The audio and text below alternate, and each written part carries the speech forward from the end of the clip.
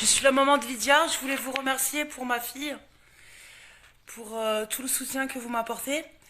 Voilà. On va pouvoir parler de pédocriminalité, ce que subit ma fille, ce que vous faites, vous témoignez pour moi. Voilà, Lydia, que vous partagez, qui est esclave sexuelle dans le département de l'Hérault, pris par l'institution du département de Montpellier. Voilà, j'ai la même juge que Nadia Moustefeka, capitaine de gendarmerie, euh, suicidée. Voilà, comme je vous rappelle, ça fait plus d'un an, un an et demi que ma fille est aux mains de ces gens-là. Ça s'appelle la pédocriminalité, hein, justement pour... nous sommes dans un scandale d'État. Donc voilà. Là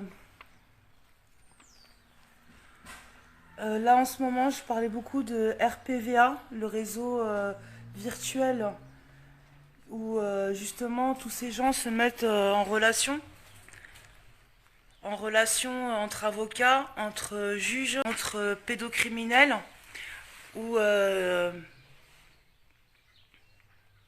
où tout est joué d'avance, donc les enfants, c'est pas leur priorité. Voilà.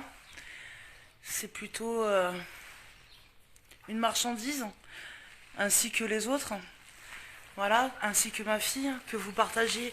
Et pour moi, c'est énorme. Voilà, je répète, ma fille. Ma fille Lydia Mathieu, que vous partagez tous.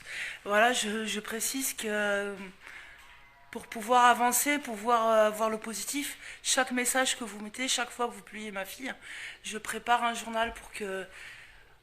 Parce que je me visualise avec ma fille et lui expliquer tous les gens qui ont témoigné pour elle. Tous. Vous êtes tous importants. Chaque action est importante. Toutes. Voilà, sachez que c'est en faisant tous des grains de sable qu'on va y arriver à les sortir ces gens-là, ces pédocriminels de ce secteur. La situation de nos enfants, je précise bien, ce sont nos enfants qui sont en danger, puisque c'est un vrai réseau pédocriminel instauré, avec des gens qui se tiennent, qui nous... Voilà, je vais préparer aussi pour vous expliquer qu'il y a le réseau parallèle, hein, j'essaie de vous montrer, un réseau qui est à l'extérieur sous la pédocriminelle, puisque ma fille n'est même plus dans le département, n'est plus inscrite dans le département, hein, ce qu'on a pu constater. Donc il y a des maisons qui sont... Ah, c'est mon fils. Voilà, donc vous allez avoir... je vais essayer de vous expliquer le plus possible, malgré voilà, tout ce qui se passe, et que vous puissiez comprendre que c'est un combat, le combat des enfants, c'est la priorité. Voilà. Le combat des enfants, c'est la priorité. Voilà, on est bâillonné, il n'y a rien. On n'a rien pour se défendre. On n'a que des menaces. Voilà. Il y a des meurtres. Il y a des parents qui se font... qui tombent dans un... qui ne trouvent pas de défense. Vous ne pouvez pas appeler l'État. Vous pouvez rien, c'est l'État, le réseau. Voilà. Donc, voilà. Je vous remercie tous. Sachez que je note tout pour ma fille. C'est mon espoir. Tous les messages, toutes les fois où vous partagez, je me prends la tête à faire un calepin pour ma fille. Parce qu'elle va revenir, grâce à vous. Et je veux lui montrer que, malgré ce qu'elle vit en ce moment, malgré que je suis impuissante, ces gens-là, comme je fais souvent des enregistrements, ne me répondent pas, voilà. Ou répondent, ils sont dans un délire, hein, ils sont en train de délirer, et on doit les arrêter. On doit les arrêter. Ceux qui ne sont pas avec nous, enfants et anti-pédocriminels, sont contre nous.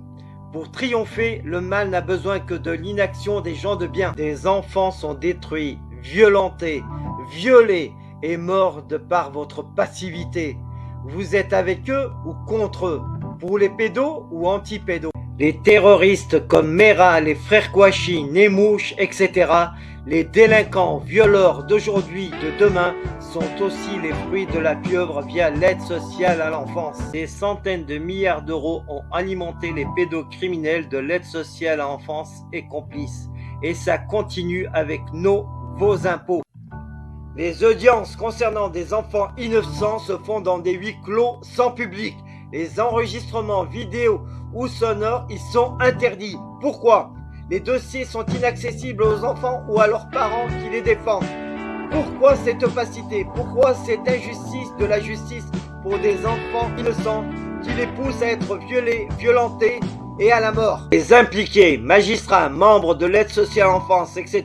dans les dossiers d'enfants innocents ne veulent pas remplir des attestations sur l'honneur dans l'intérêt des enfants en lesquels ils certifient ne pas transgresser les lois, donc respecter les lois. Pourquoi refusent-ils de confirmer leurs actes?